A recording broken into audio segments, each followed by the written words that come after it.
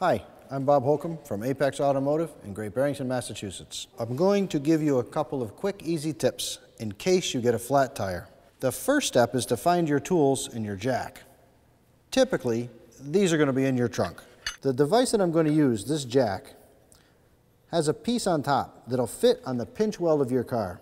When we look under the car, you'll see that there's an arrow pointing to where to install this piece under your car. The top of the jack spins so that you can have the portion that raises the jack out from under the car.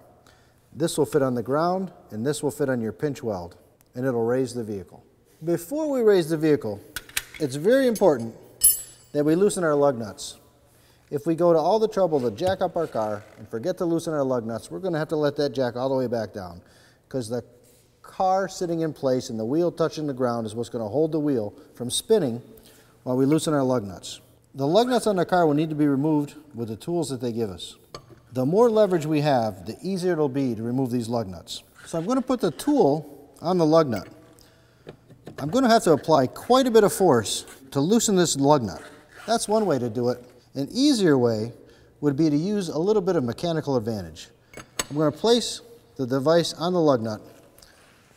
I'm going to hold onto the car and use my foot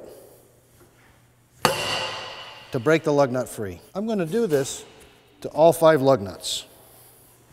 Once all of my lug nuts are loose, I can then raise the vehicle up off the ground. Once the tire has cleared the ground and it spins freely, I can then remove the lug nuts.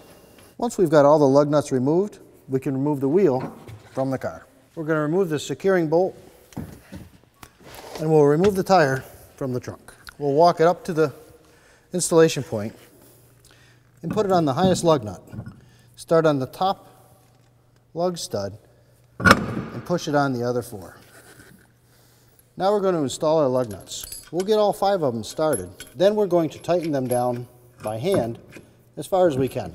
We're going to take our supply tool and put a little bit of torque on these lug nuts.